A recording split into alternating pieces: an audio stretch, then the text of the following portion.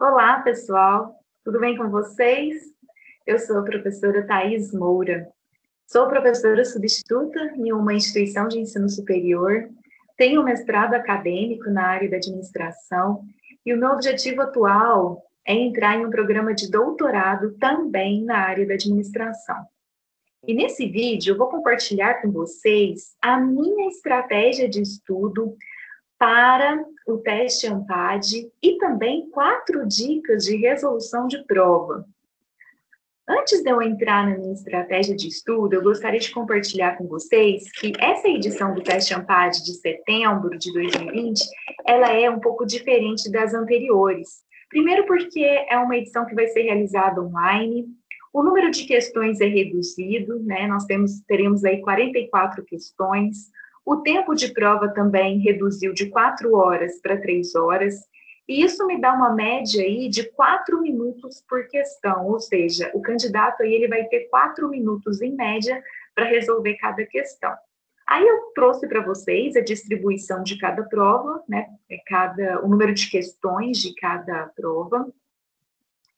E aí o que eu queria compartilhar com vocês em relação à minha estratégia de estudo,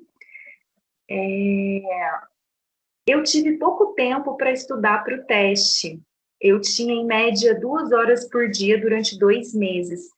Então, eu não iria conseguir abranger todos os itens do edital de todas as provas. Então, eu precisei pensar em uma estratégia. Isso é importante que vocês façam também. Quanto tempo vocês têm até a data da prova, né? Para saber como que vocês podem se preparar.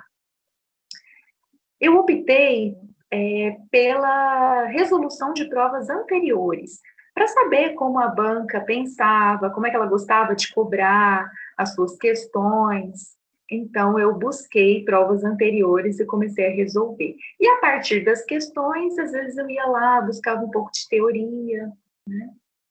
Eu identifiquei também, com essa resolução de provas, os tópicos mais cobrados em cada matéria.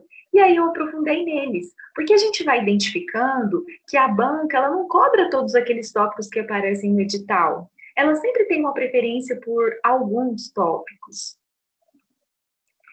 E falando especificamente sobre raciocínio quantitativo, que de todas as matérias do teste ANPAD é a que eu tenho um pouco mais de dificuldade, eu adotei uma estratégia bem específica. Eu escolhi 2 tópicos que são sempre cobrados, né, nas edições anteriores. Eu escolhi e me aprofundei mais neles. Então, matemática financeira e pagamentos e amortizações.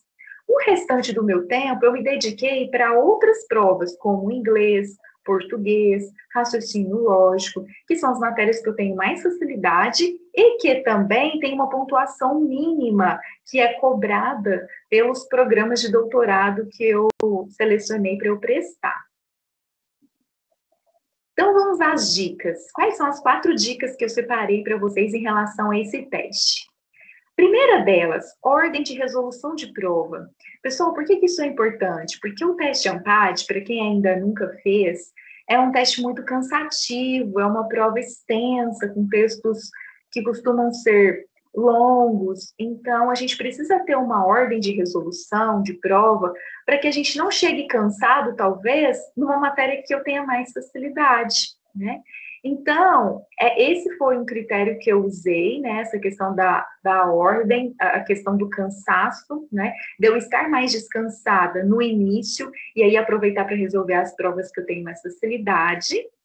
E o outro critério, pessoal, foi a nota mínima exigida pelos programas de doutorado, que os programas relacionados aos programas que eu escolhi, as instituições que eu escolhi. Por exemplo, tem uma instituição lá, que ela exige um mínimo de 330 pontos no teste como um todo e, no mínimo, 300 pontos na prova de inglês, ou, no mínimo, 300 pontos na prova de português. Ou seja, né, na prova de inglês e na prova de português, eu tenho que garantir uma pontuação mínima para eu poder participar do processo seletivo de doutorado. Então, eu tenho que olhar de uma forma diferente para essas matérias também. No meu caso, a ordem que eu estabeleci foi raciocínio lógico, porque eu tenho mais facilidade, mais domínio. Eu já havia estudado raciocínio lógico para outras provas anteriores, de outros concursos. Depois eu coloquei inglês, porque para os programas que eu estava me candidatando, eles exigiam aí a nota mínima de 300 pontos, então eu teria que garantir uma nota boa nessa matéria. E assim também aconteceu com o português, né? Que também esses programas que eu decidi prestar também exigiam uma nota mínima de 300 pontos. E por fim, deixei raciocínio analítico e raciocínio quantitativo, que é a que eu tenho menos facilidade. A segunda dica está relacionada a escolher as questões mais fáceis, ou mais curtas, ou mais simples, pessoal. Então, é interessante a gente dar uma olhada naquela matéria que eu estou resolvendo primeiro, bater o olho e saber qual que eu vou resolver primeiro. Porque como a gente tem a questão da limitação do tempo, pode ser que eu dedique um tempo muito grande para uma questão e às vezes eu não vou acertar ela. Agora, é muito melhor eu dedicar esse mesmo tempo a uma questão que até pode parecer um pouco mais extensa, mas eu sei resolver. Eu já resolvi ela antes, então eu garanto que eu vou acertar aquela questão. Então é importante a gente ter essa clareza, né, de bater o olho na questão e saber se eu tenho condições de fazer ela, né? E aí, caso sobre tempo ao final da prova, eu posso voltar naquela questão que eu não sei muito bem, né? Então, essa é outra dica.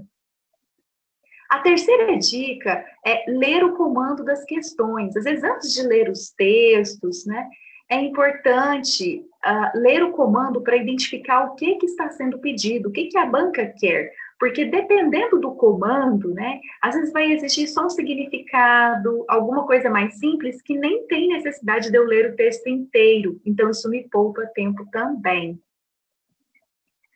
E a quarta dica está relacionada a tomar muito cuidado com as alternativas, especialmente nas provas de português, raciocínio analítico e de inglês, porque parece que todas as alternativas estão corretas, né? E isso pode nos confundir na hora da prova.